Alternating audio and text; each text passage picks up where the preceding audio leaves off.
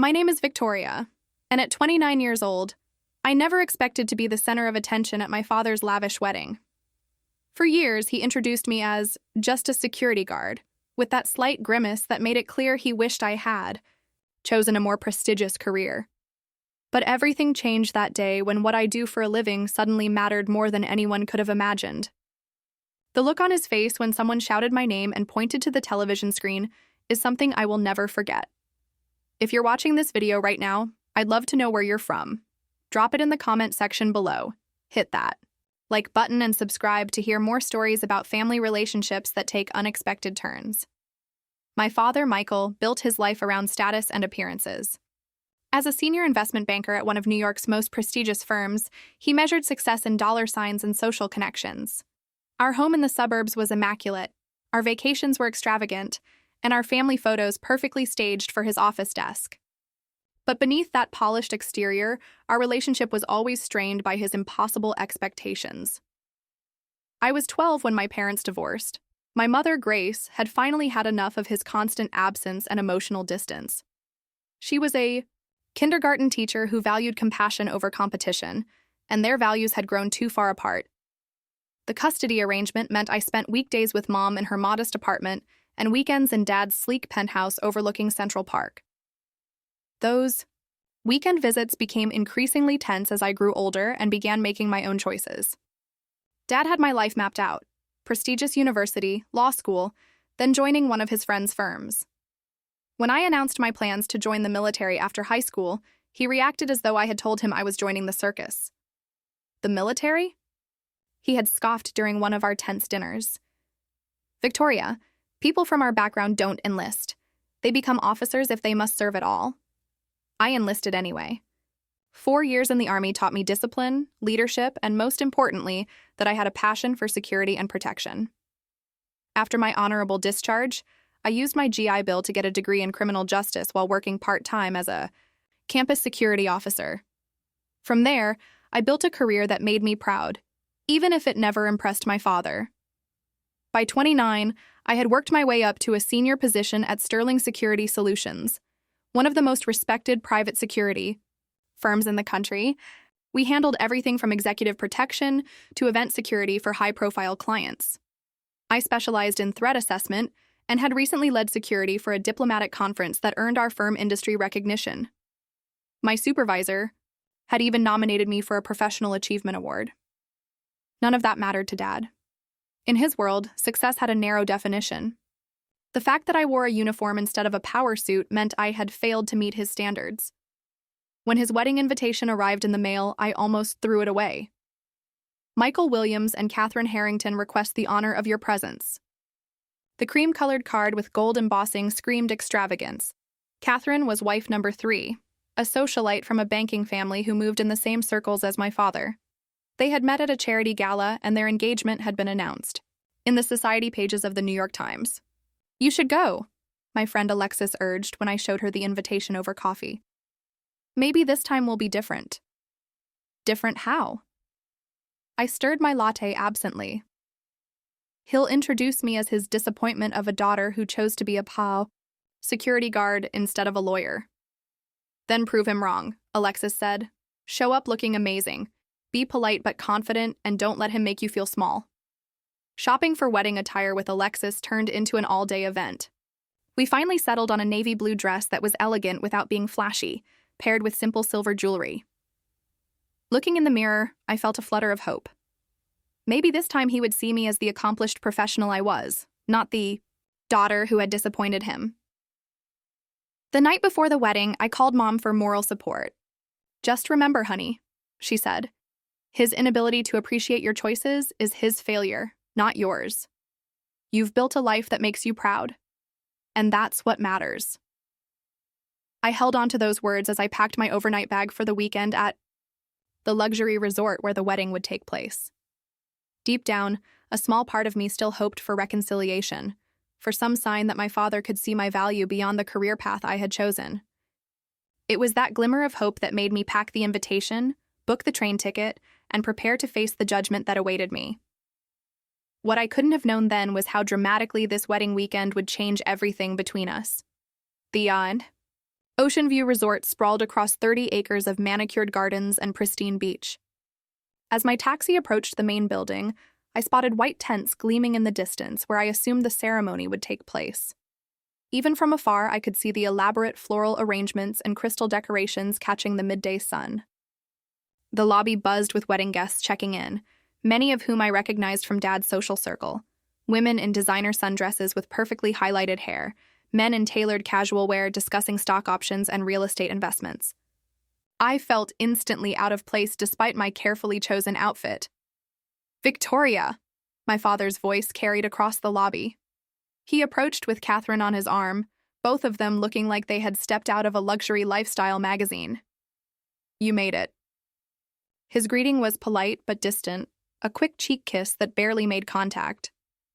Catherine offered a practiced smile that never reached her eyes. "So glad you could join us," she said, her gaze already drifting to more important guests arriving. "Behind me. The rehearsal dinner is at 6.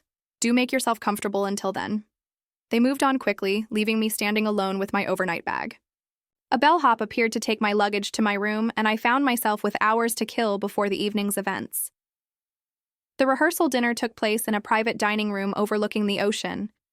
Round tables draped in white linen filled the space, each decorated with elaborate centerpieces of orchids and roses.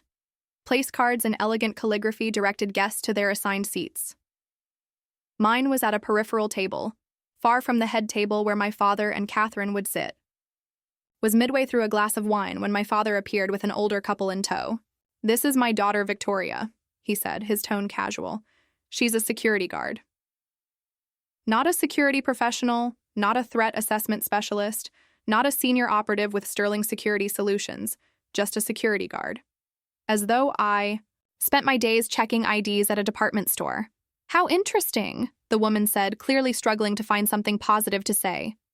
"Michael tells us you were in the military," her husband added, attempting to rescue the conversation.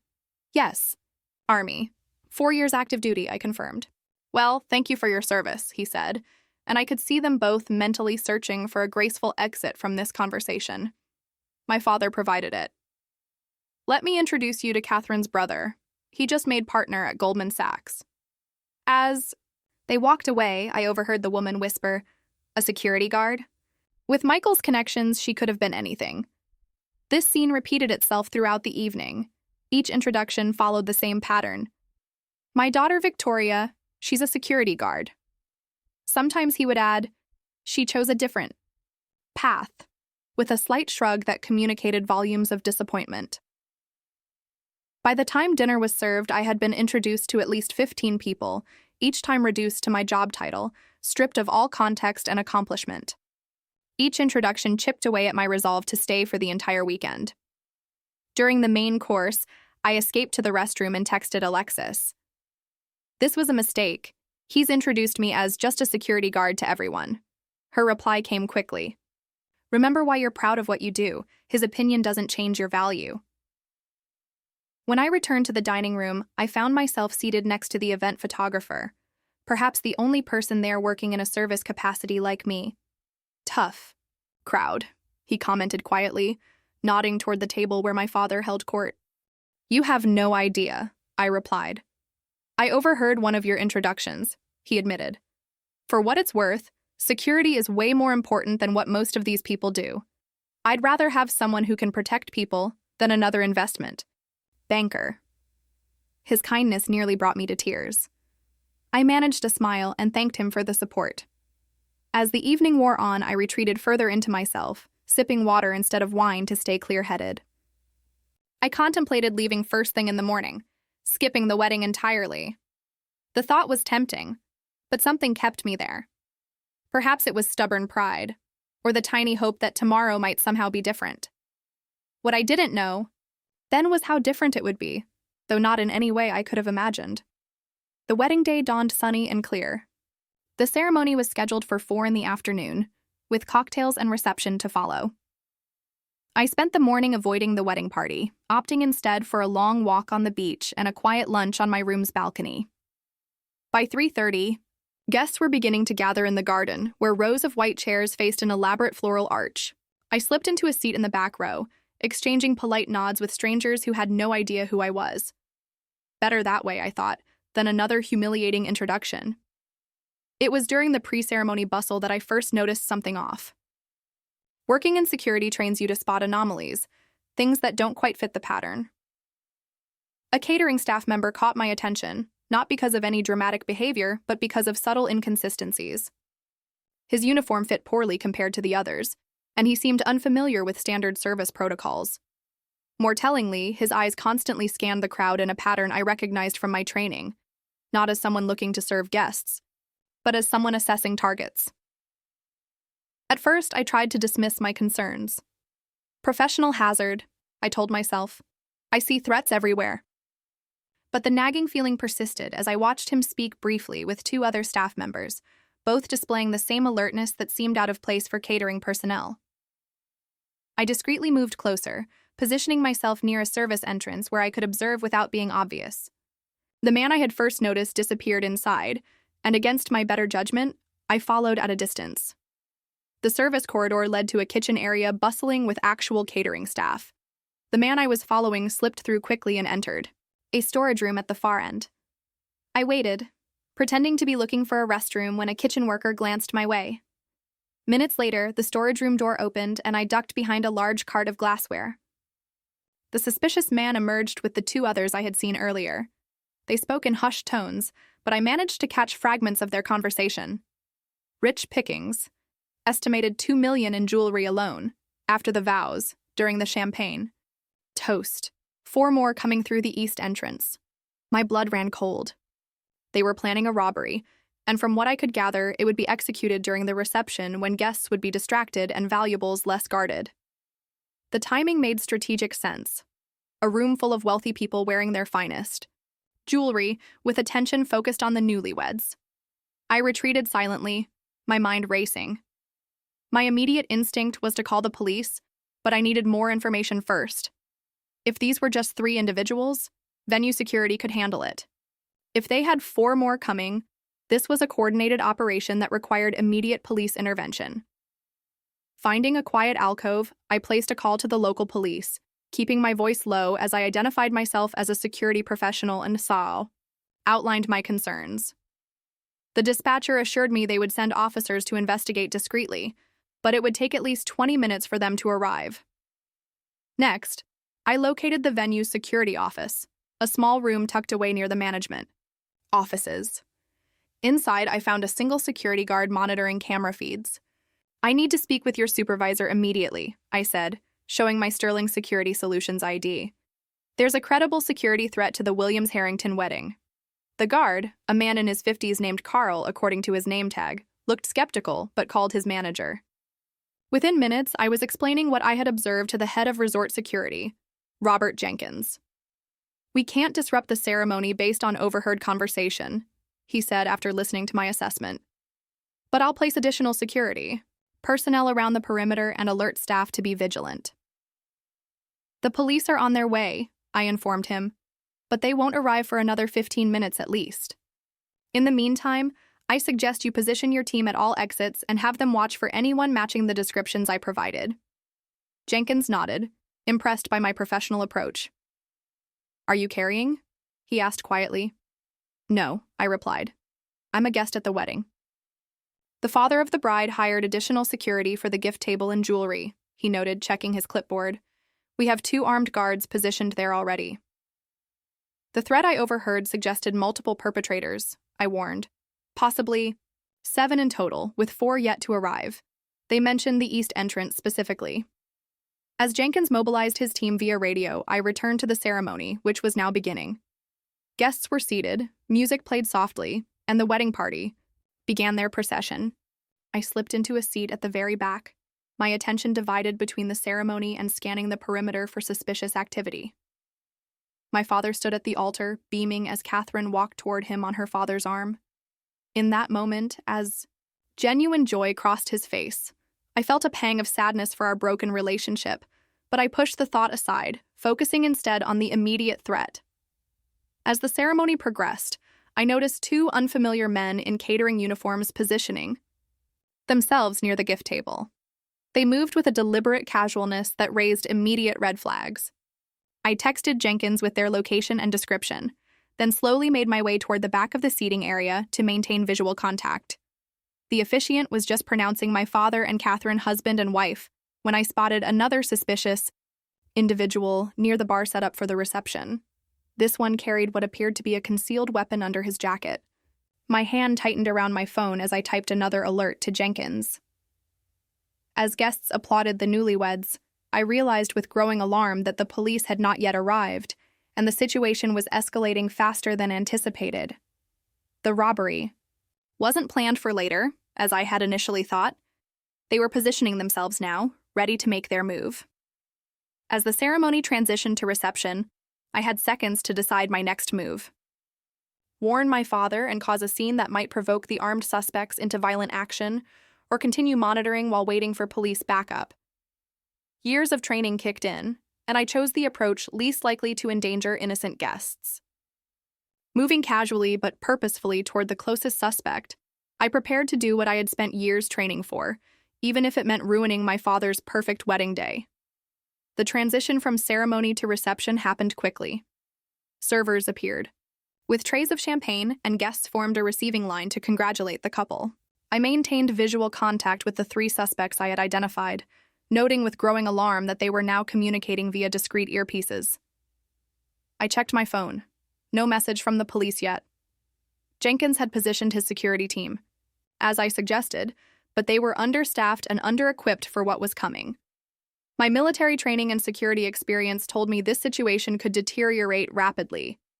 The first sign that the robbery was beginning came when the lights flickered briefly, an intentional disruption to the venue's electrical system. In that moment of confusion, I saw the suspect near the bar reach into his jacket. "Gun!" I shouted, diving toward the nearest group of guests as the man pulled out a weapon. Chaos erupted immediately. The armed man fired a shot into the air, causing screams and panic as guests ducked for cover. "Nobody move!" he commanded. "This is a robbery. Cooperate and nobody gets hurt." Two more men revealed weapons while others began collecting valuables from terrified guests.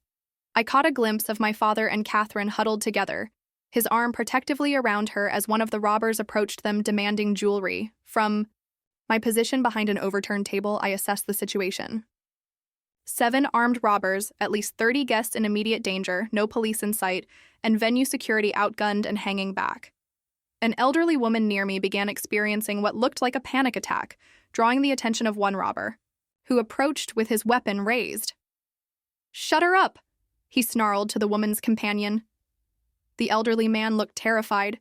"She needs her medication, please." I said, "Shut her up." The robber raised his gun menacingly. I made my decision in that split second.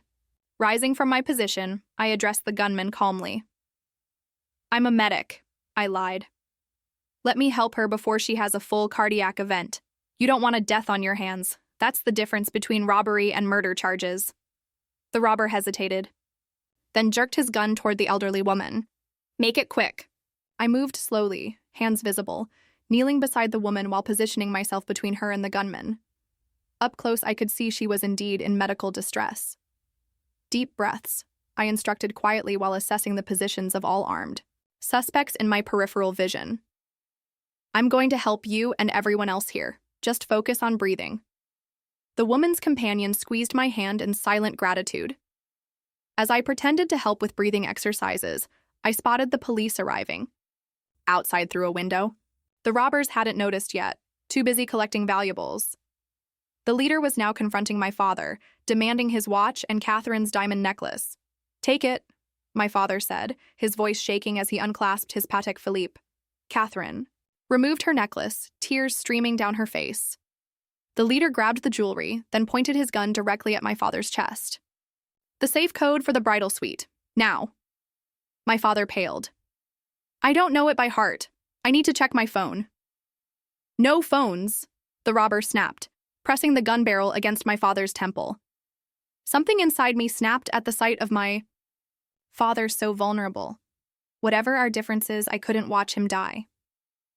I caught the eye of the venue security chief across the room and gave him a subtle nod. He understood my signal and readied his team. "There's a master list of codes at the front desk," I called out, drawing the leader's attention away from my father.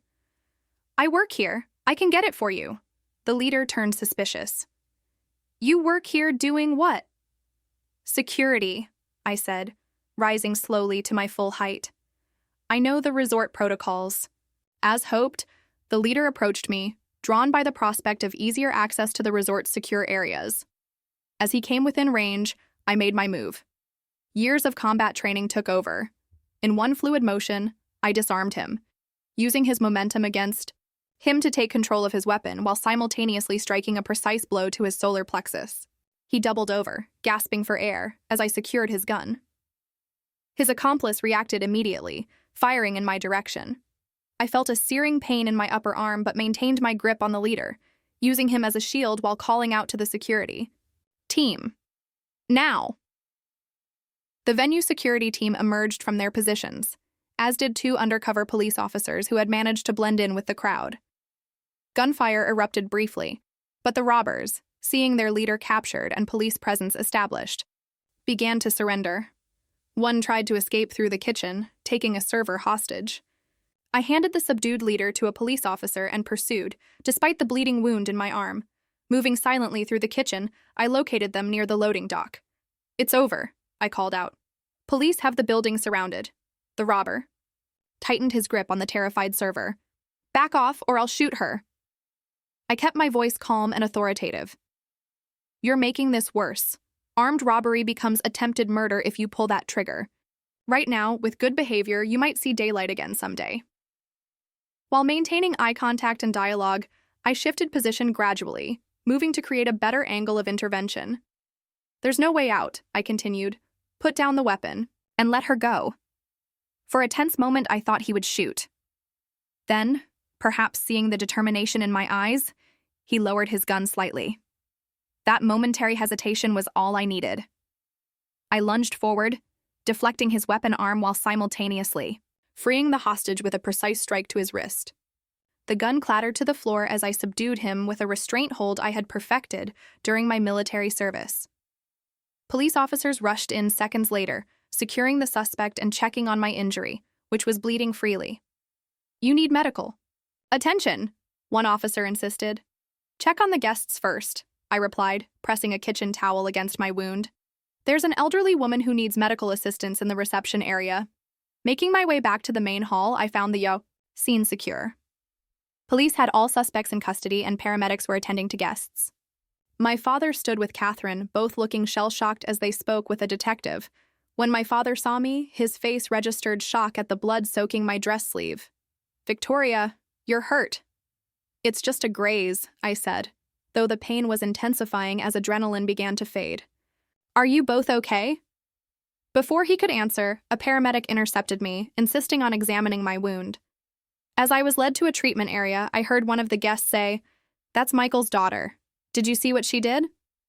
The next hour passed in a blur of police statements and medical treatment. The bullet had indeed just grazed my arm, requiring stitches but causing no serious damage. As the paramedic worked, police officers came to take my statement, expressing amazement at my intervention. "If you hadn't identified the threat and acted when you did, this could have been a massacre," the police captain told me. "These men are part of a crew that's hit 3 other high-profile events this year. They don't usually leave witnesses." I downplayed my actions, insisting I had just done what anyone with my training would do. Eventually, the commotion subsided. Guests were allowed to leave after giving statements, though many lingered, discussing the dramatic events. My father approached as the paramedic finished bandaging my arm. "The police said you saved lives today," he said, his voice uncharacteristically subdued, including possibly mine and Catherine's. I didn't know how to respond. Years of dismissal and disappointment couldn't be erased by one moment of crisis, no matter how dramatic. "I was just doing my job, Dad," I said quietly. "Even if it's just being a security guard." His face flushed at having his words thrown back at him. Catherine touched his arm, perhaps sensing the tension. "We're so grateful, Victoria," she offered. "The police want to interview you again tomorrow for the investigation. Will you come to the brunch?" Exhausted and emotionally drained, I agreed, simply to end the conversation. All I wanted was to shower, change out of my blood-stained dress, and sleep. The reception was obviously canceled, the venue now a crime scene being processed by forensic teams. As I left, a local news crew was setting up outside, interviewing shaken guests about the attempted robbery. I slipped past them unnoticed and returned to my room alone. I awoke the next morning to my phone buzzing with notifications.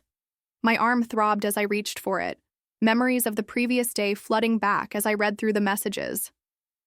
Alexis had texted multiple times after seeing early reports of the incident on the news. My boss at Sterling had called twice, leaving messages asking if I was okay and saying the company was incredibly proud. There were even messages from former military colleagues who had somehow heard about what happened. The most surprising notification was a voicemail from my mother. "Honey, I just saw what happened on the morning news. Call me as soon as you can. I'm so proud of you, but so worried too." News. I had avoided the reporters yesterday, but apparently the story had still made headlines. I turned on the television in my hotel room and found a local channel already running the story. Breaking news. Attempted armed robbery at luxury resort wedding foiled by security expert. 7 suspects in custody after dramatic intervention by wedding guest identified as security professional Victoria Williams. I watched in disbelief as shaky cell phone footage showed portions of the incident, followed by interviews with grateful guests describing my actions in increasingly heroic terms. "She moved like something from an action movie," one guest gushed. "She saved that elderly couple and then took down the leader right as he was threatening the father of the bride." Another segment showed the police captain at a press briefing. The quick thinking and courageous actions of Miss Williams prevented what could have been a tragic outcome. These suspects are part of a crime ring responsible for multiple armed robberies targeting high-profile events. Thanks to Miss Williams, they're now in custody and facing numerous felony charges. I turned off the television, feeling strangely detached from the person they were describing. In truth, I had just relied on my training and done what needed to be done. The alternative, standing by while armed criminals threatened innocent people, including my own father, was never an option. The bandage on my arm needed changing, and the hotel room felt suddenly claustrophobic. Despite my reluctance to face my father and his guests, I decided to attend the brunch, if only to give my statement to the detectives and then leave.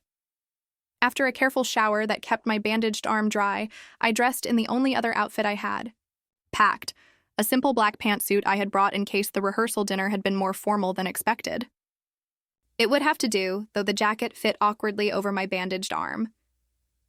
The brunch was being held in a different room than originally planned, a smaller space that felt somber compared to yesterday's elaborate setup.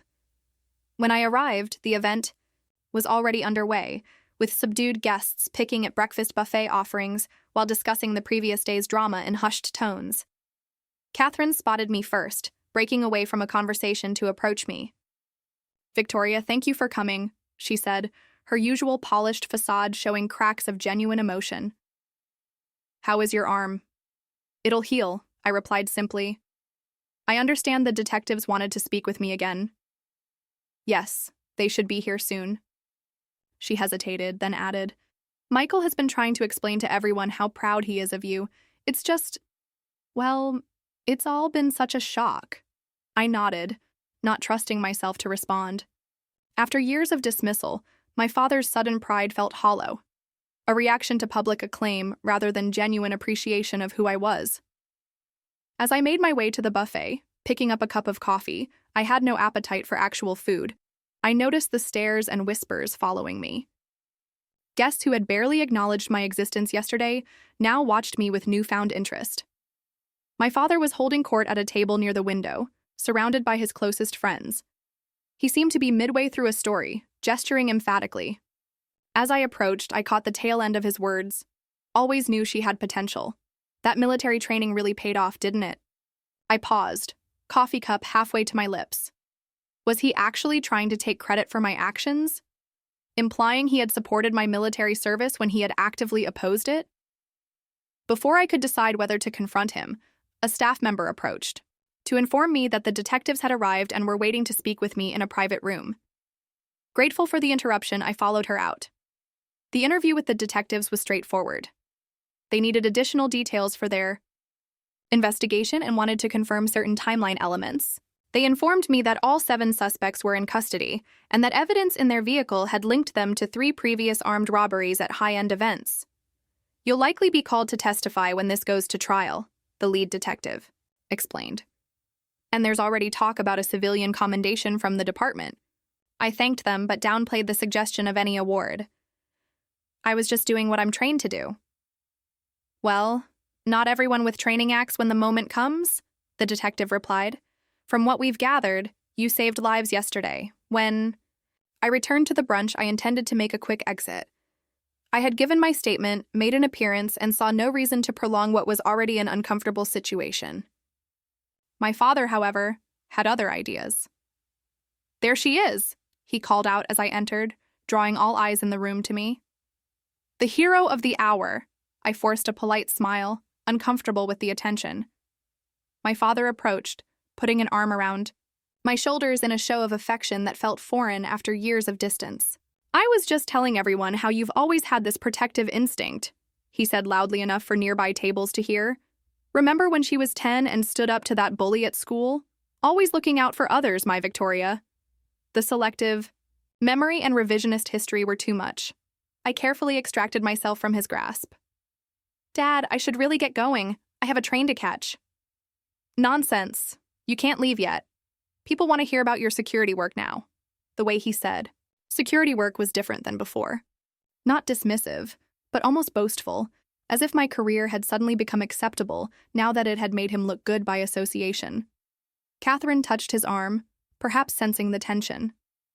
We're so grateful, Victoria, she offered. The police want to interview you again tomorrow for the investigation. Will you come to the brunch? Exhausted and emotionally drained, I agreed simply to end the conversation. All I wanted was to shower, change out of my blood-stained dress, and sleep. The reception was obviously canceled, the venue now a crime scene being processed by forensic teams. As I left, a local news crew was setting up outside, interviewing shaken guests about the attempted robbery. I slipped past them unnoticed and returned to my room alone. I awoke the next morning to my phone buzzing with notifications. My arm throbbed as I reached for it, memories of the previous day flooding back as I read through the messages.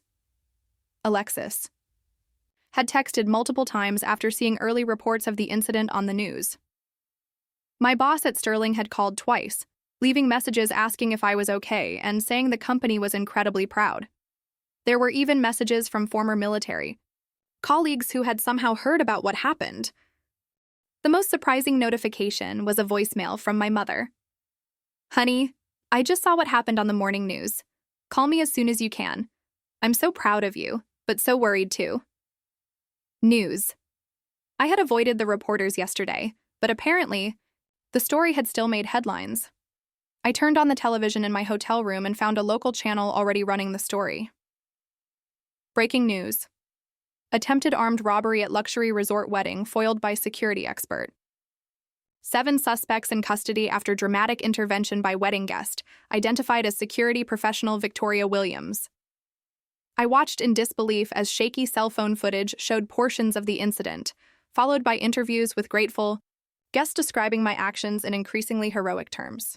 She moved like something from an action movie, one guest gushed. She saved that elderly couple and then took down the leader right as he was threatening the father of the bride.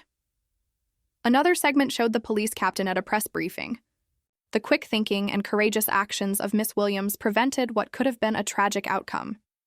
These suspects are part of a crime ring responsible for multiple armed robberies targeting high-profile events. Thanks to Miss Williams, they're now in custody and facing numerous felony charges. I turned off the television, feeling strangely detached from the person they were describing. In truth, I had just relied on my training and done what needed to be done. The alternative, standing by while armed criminals threatened innocent people, including my own father, was never an option. The bandage on my arm needed changing, and the hotel room felt suddenly claustrophobic. Despite my reluctance to face my father and his guests, I decided to attend the brunch, if only to give my statement to the detectives and then leave. After a careful shower that kept my bandaged arm dry, I dressed in the only other outfit I had. Packed. A simple black pantsuit I had brought in case the rehearsal dinner had been more formal than expected. It would have to do, though the jacket fit awkwardly over my bandaged arm. The brunch was being held in a different room than originally planned, a smaller space that felt somber compared to yesterday's elaborate setup. When I arrived, the event was already underway, with subdued guests picking at breakfast buffet offerings while discussing the previous day's drama in hushed tones. Catherine spotted me first, breaking away from a conversation to approach me. "Victoria, thank you for coming," she said, her usual polished facade showing cracks of genuine emotion. "How is your arm?" "It'll heal," I replied simply. "I understand the detectives wanted to speak with me again. Yes, they should be here soon." She hesitated, then added, "Michael has been trying to explain to everyone how proud he is of you. It's just, well, it's all been such a shock." I nodded, not trusting myself to respond. After years of dismissal, my father's sudden pride felt hollow, a reaction to public acclaim rather than genuine appreciation of who I was. As I made my way to the buffet, picking up a cup of coffee, I had no appetite for actual food. I noticed the stares and whispers following me. Guests who had barely acknowledged my existence yesterday now watched me with newfound interest. My father was holding court at a table near the window, surrounded by his closest friends. He seemed to be midway through a story, gesturing emphatically. As I approached, I caught the tail end of his words. "Always knew she had potential. That military training really paid off, didn't it?" I paused, coffee cup halfway to my lips. Was he actually trying to take credit for my actions, implying he had supported my military service when he had actively opposed it? Before I could decide whether to confront him, a staff member approached to inform me that the detectives had arrived and were waiting to speak with me in a private room. Grateful for the interruption, I followed her out. The interview with the detectives was straightforward. They needed additional details for their investigation and wanted to confirm certain timeline elements. They informed me that all 7 suspects were in custody and that evidence in their vehicle had linked them to 3 previous armed robberies at high-end events. "You'll likely be called to testify when this goes to trial," the lead detective explained. "And there's already talk about a civilian commendation from the department." I thanked them but downplayed the suggestion of any award. "I was just doing what I'm trained to do." "Well, not everyone with training acts when the moment comes," the detective replied. "From what we've gathered, you saved lives yesterday." When I returned to the brunch, I intended to make a quick exit. I had given my statement, made an appearance, and saw no reason to prolong what was already an uncomfortable situation. My father, however, had other ideas. "There she is," he called out as I entered, drawing all eyes in the room to me. "The hero of the hour." I forced a polite smile, uncomfortable with the attention. My father approached, putting an arm around my shoulders in a show of affection that felt foreign after years of distance. "I was just telling everyone how you've always had this protective instinct," he said loudly enough for nearby tables to hear. "Remember when she was 10 and stood up to that bully at school? Always looking out for others, my Victoria." The selective memory and revisionist history were too much. I carefully extracted myself from his grasp. "Dad, I should really get going. I have a train to catch." "Nonsense. You can't leave yet. People want to hear about your security work now." The way he said security work was different than before. Not dismissive, but almost boastful, as if my career had suddenly become acceptable now that it had made him look good by association. "Victoria, I owe you an apology," he said quietly.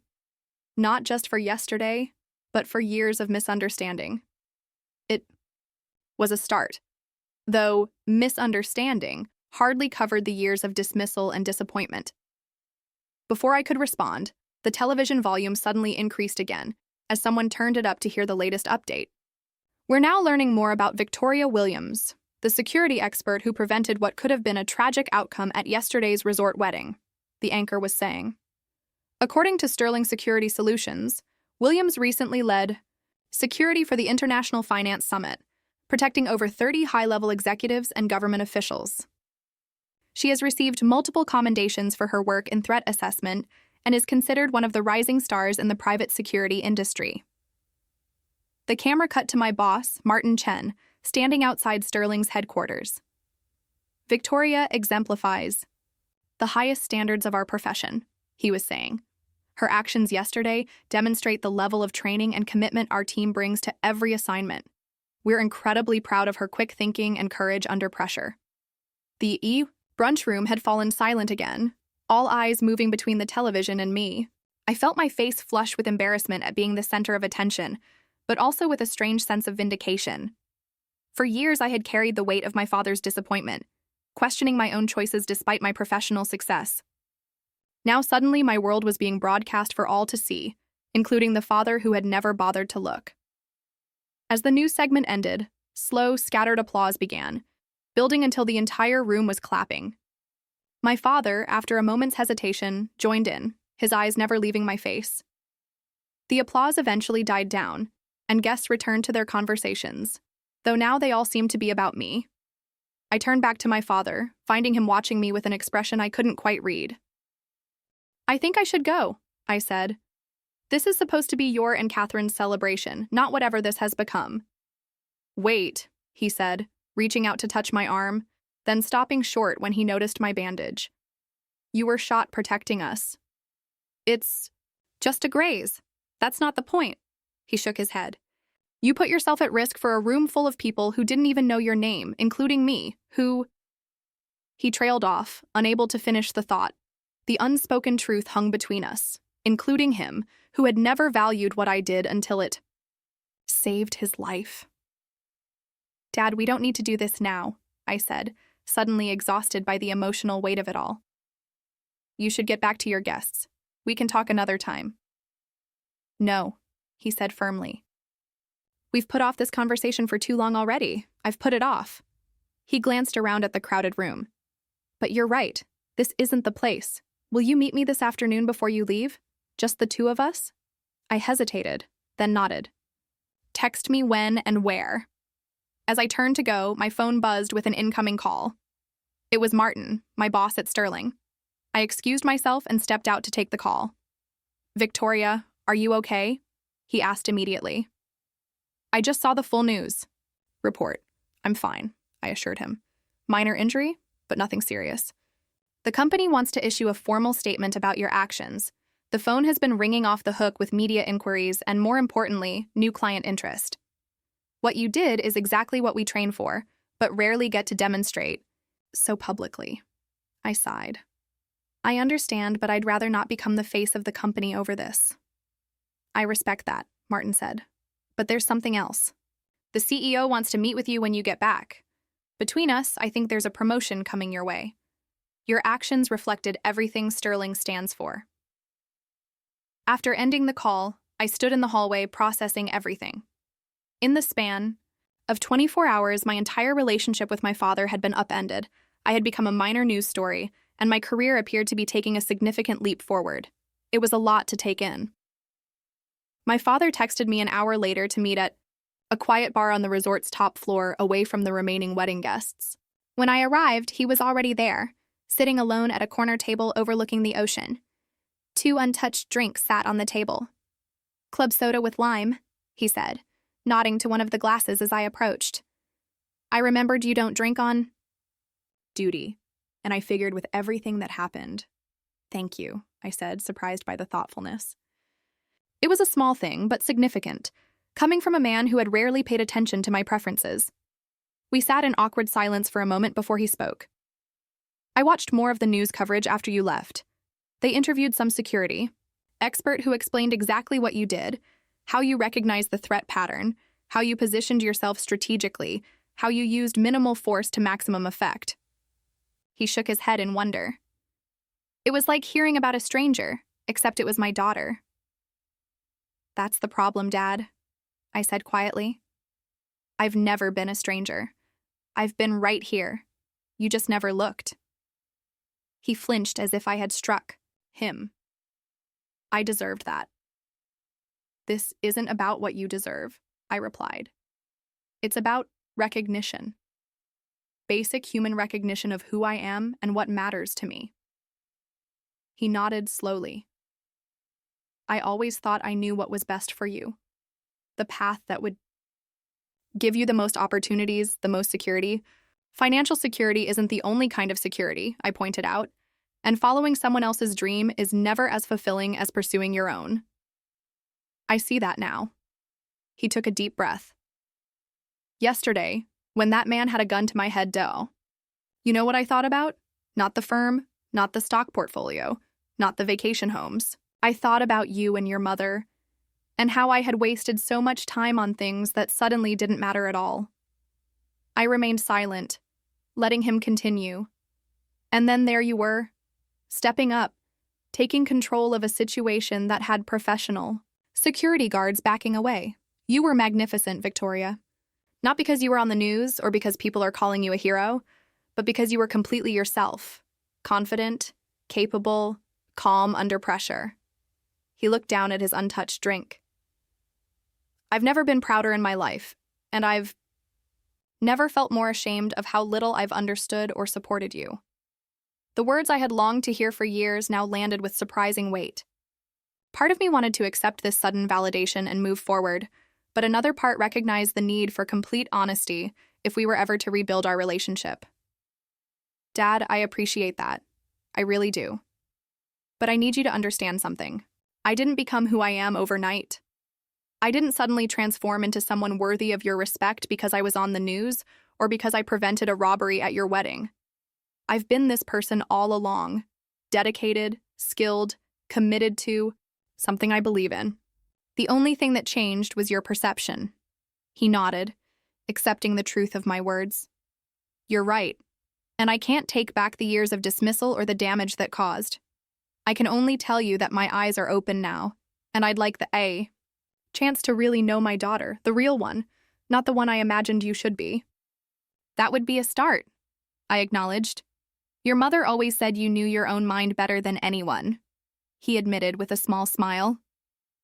She told me years ago that fighting your nature would only drive you away. She was right about that, as she was about many things. The mention of my mother brought a question to mind. Have you spoken to Mom since yesterday? Yes, briefly. She called after seeing the news. His expression softened. She reminded me, rather forcefully, that she's been attending your professional award ceremonies for years without me. I couldn't help but smile, imagining my mother's forceful reminder. There's one more thing I need to say, my father continued, his tone serious again. Thank you. Not just for what you did yesterday, but for being who you are despite my lack of support. That takes a kind of strength I'm only now beginning to appreciate. The sincerity in his voice touched something deep inside me. For the first time in our conversation, I felt the wall between us begin to truly crumble. I've always wondered, I said quietly, if you were ashamed of me, or if you just couldn't understand me. Neither, he replied immediately. I was afraid. Afraid of what? Afraid that I had failed you as a father. Afraid that your choices meant you were rejecting everything I valued, everything I thought I had taught you about success and achievement. He paused, struggling with the words. And selfishly, afraid of what people in my world would think if my daughter didn't follow the expected path. So you chose to be disappointed in me rather than risk being disappointed by their opinions? Yes, he said simply. And that was the biggest mistake of my life.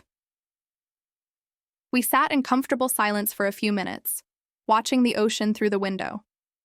The afternoon sun cast long shadows across the water, and for the first time in years, I felt genuinely relaxed in my father's presence. Can I ask you something? He said eventually. Of course.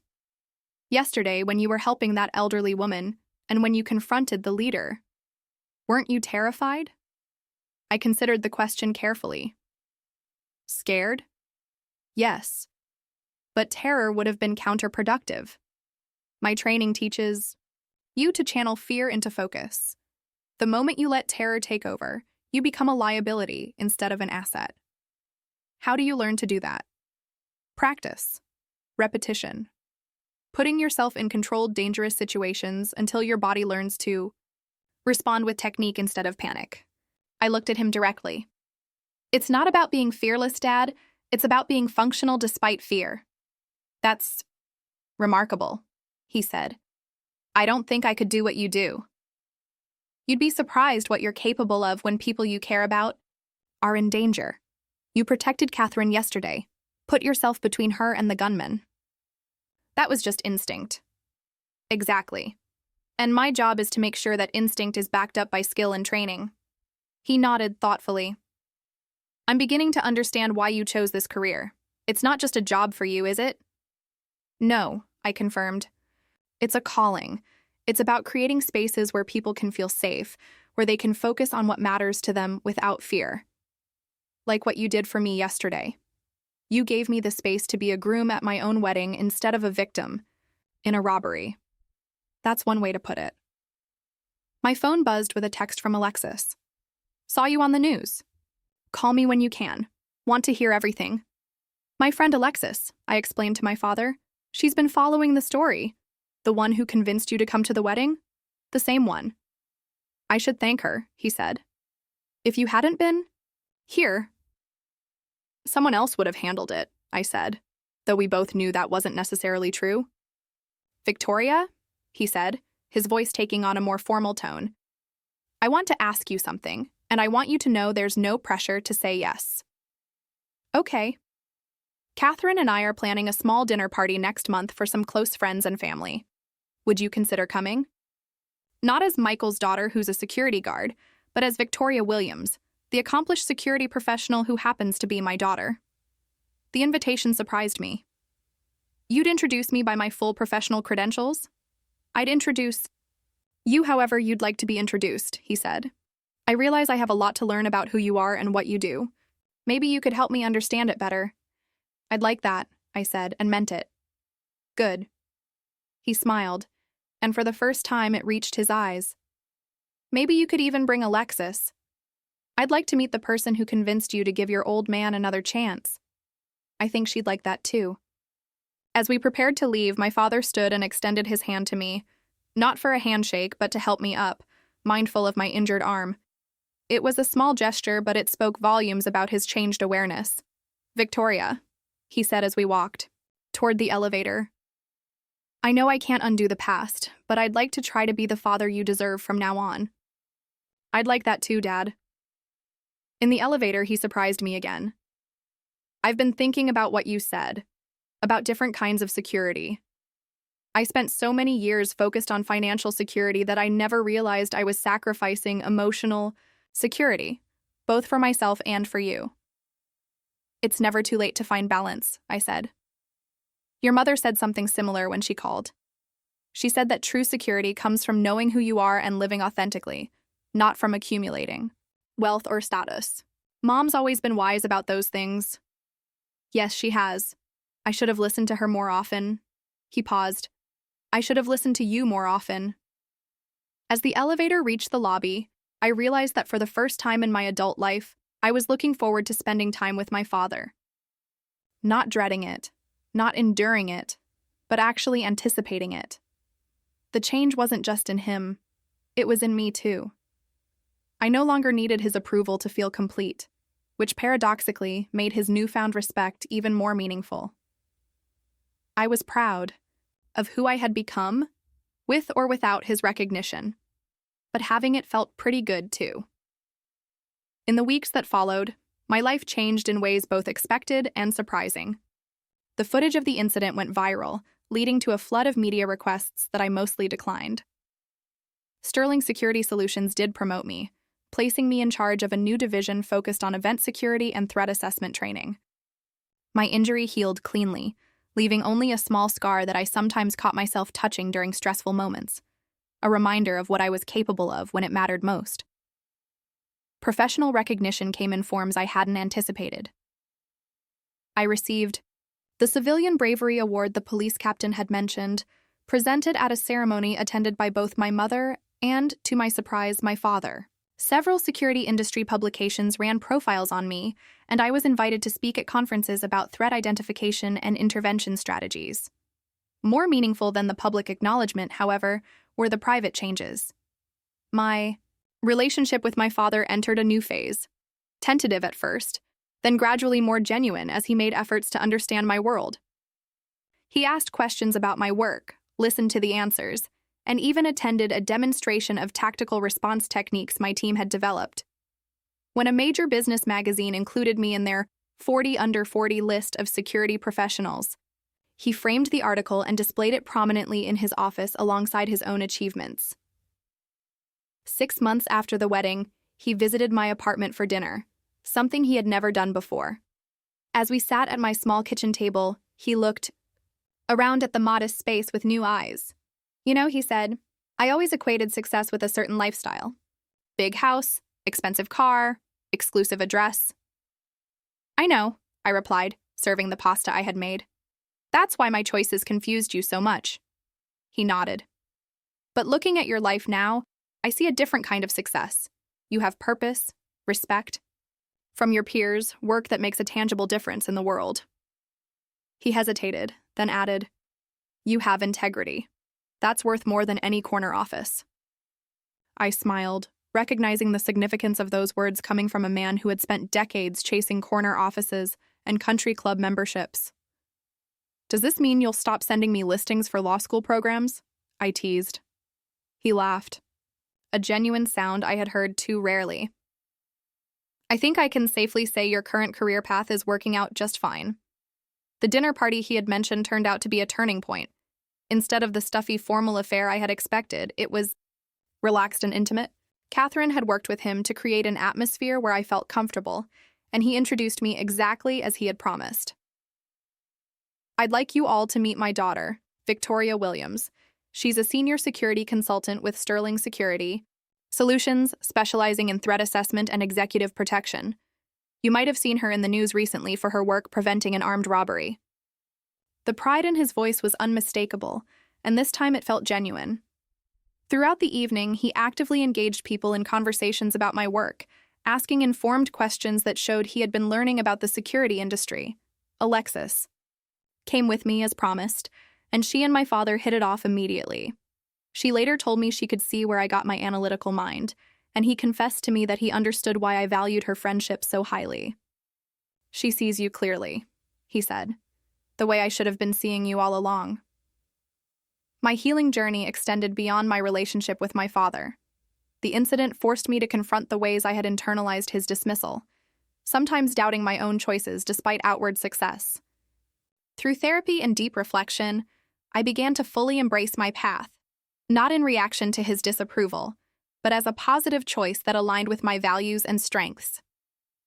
I learned that true security comes not from others' validation, but from living authentically. The recognition my father finally gave me was welcome, but I no longer needed it to feel complete. 1 year after the wedding incident, I received an unexpected call from Catherine. She and my father were hosting a charity gala benefiting first responders, and they wanted me to speak about the importance of security training and emergency preparedness. "Your father is really proud of you," she said, her tone warmer than I had ever heard it. "He tells everyone about your work now. It's actually quite sweet." At the gala, standing at the podium looking out at a room full of people, including my father, I reflected on how dramatically life can change when we stay true to ourselves, even when those closest to us cannot see our value. "Security isn't just about protection," I told the audience. "It's about creating spaces where people can thrive without fear. Sometimes that means physical safety, but often it means something deeper, a sense of being valued for exactly who you are." I caught my father's eye as I spoke those words, and the look of understanding that passed between us was worth more than any headline or award. The speech was well received, and afterward, as people mingled and discussed the evening's presentations, I found myself in conversations that would have been impossible just 2 years earlier. Security industry leaders, law enforcement officials, and business executives engaged with me as an equal, seeking my professional opinions and insights. "Victoria," my father appeared at my elbow as the evening wound down. "There's someone I'd like you to meet." He introduced me to the head of corporate security for a major international bank. "Victoria led the security assessment for the International Finance Summit last year," he said. "Her threat analysis protocols have become industry standard." The conversation that followed led to a consulting contract that would further advance my career, but more importantly, it represented my father's genuine investment in my success. Later, as we said goodnight, he pulled me aside. "I hope you know," he said, that what I'm proudest of isn't the awards or the recognition or even what you did at the wedding. I'm proudest of the fact that you never compromised who you were, even when I made it difficult for you to be yourself. Thank you, Dad, I said, and hugged him, a gesture that no longer felt awkward or forced. As I drove home that night, I thought about the journey that had brought us to this point. It hadn't been easy, and there were still moments when old patterns threatened to resurface. But we had built something new, a relationship based on mutual respect and genuine understanding rather than expectations and disappointment. The scar on my arm had faded to a thin white line, barely visible unless you knew where to look. But the mark that day had left on my relationship with my father remained clearly visible in every interaction we shared. Life is rarely as dramatic as those moments at my father's wedding, but the lessons from that day continue to guide me. I learned that sometimes we must save ourselves before we can save others. That recognition often comes from unexpected places, and that it's never too late to rebuild what has been broken. 2 years later, my father and I have developed a relationship I never thought possible. He regularly attends my professional events, not as a reluctant parent fulfilling an obligation, but as someone genuinely interested in my work and proud of my achievements. When I received a commendation from the Department of Homeland Security for developing new threat assessment protocols, he was in the front row, beaming like he had at his own wedding. Last month, he surprised me by asking to tour Sterling's training facility. He spent 3 hours asking detailed questions about our methods, our technology, and our approach to client protection. Watching him take notes and engage seriously with my colleagues was surreal. This from a man who had once dismissed my entire profession. I had no idea how sophisticated this work was, he admitted afterward. The level of analysis, the strategic thinking, the split-second decision-making, it's like military operations and business consulting combined. It's exactly like that, I confirmed, which is why I love it. The most meaningful change, however, came during a family dinner celebrating Catherine's birthday. As we sat around their dining room table, my father raised his glass for a toast. To Catherine, of course, he began, but also to the reminder that the people we love are exactly who they're meant to be, not who we think they should become. His eyes met mine across the table. I spent too many years trying to reshape Victoria into my image of success, never realizing she was already more successful than I had ever been. She was living authentically. Catherine smiled and squeezed his hand. That's the most romantic thing you've ever said about parent-child relationships. I learned it from the best teacher, he replied, looking at me. My daughter. I still work in security, still put myself between danger and those who need protection. But now I do so with the complete knowledge that my path is valid, valuable, and entirely my own. The external validation was nice, but the internal certainty was what truly mattered. My relationship with my mother has deepened as well. She always supported my choices, but now she doesn't have to be the sole family member in my corner. When we have dinner together, she often mentions how much happier my father seems, how much more present he is when we're all together. He talks about your work constantly, she told me recently. Yesterday he spent 20 minutes explaining executive protection protocols to the mailman. The incident at the wedding taught me that courage isn't the absence of fear, it's action, despite fear. But the real courage came later, in the willingness to rebuild relationships, to forgive years of disappointment, and to remain open to change even when it seemed impossible. Sterling Security Solutions has grown significantly, partly due to the publicity from the wedding incident, but mostly due to the innovative training programs we've developed. I now head a team of 15 specialists, and we've been contracted to provide security assessments for major events nationwide. The work is challenging and rewarding in ways I couldn't have imagined when I first chose this path. Every day brings new problems to solve, new protocols to develop, new people to protect. It's exactly what I dreamed of when I left the military, purposeful work that makes a real difference. But perhaps the most significant change is how I carry myself. I no longer feel the need to justify my choices or prove my worth. The confidence that comes from living authentically radiates outward, affecting every interaction I have. Recently, I was interviewed for a documentary about women in security. When asked about the moment that defined my career, I didn't talk about the wedding, robbery, or the awards or the media attention. The defining moment, I said, was when I realized I didn't need anyone else's approval to know my worth. Everything else, the professional recognition, the family reconciliation, the career advancement, those were just bonuses. The interviewer asked if I had any regrets about my career path. None, I replied without hesitation. Every choice led me exactly where I needed to be. Even the difficult years with my father taught me resilience and self-reliance. Those qualities make me better at my job and better at life. My father watched that interview when it aired. He called me afterward, his voice thick with emotion. "I understand now," he said, "why you never wavered, even when I made it difficult. You knew something I didn't, that success isn't about meeting other people's expectations. It's about exceeding your own." As I finish telling this story, I want you to know that the dramatic moments, the robbery, the media attention, the sudden recognition, those weren't what changed everything. What changed everything was the decision to remain true to myself, to trust my instincts, and to believe in the value of my chosen path even when others couldn't see it. The real victory wasn't stopping armed robbers or getting promoted or healing my relationship with my father, though all of those things were meaningful. The real victory was never losing sight of who I was and what I stood for, even in the face of disapproval from someone whose opinion mattered deeply to me. Today, when people ask what I do for a living, I say with complete confidence, I'm a security professional. I protect people and create safe spaces where they can focus on what matters most to them. And when they occasionally respond with surprise or dismissal, I smile and think about how my father's champagne glass shattering on the floor changed everything. Not because it gave me value I didn't have before, but because it finally allowed others to see the value that had been there all along. Have you ever had a moment when someone finally saw your true value after dismissing you for years? Or have you experienced a dramatic event that changed a difficult relationship in your life? Share your story in the comments below. And if you found something valuable in my journey, please like this video, subscribe to hear more stories of personal triumph, and share it with someone who might need a reminder that their path is valid, even when others can't see it yet.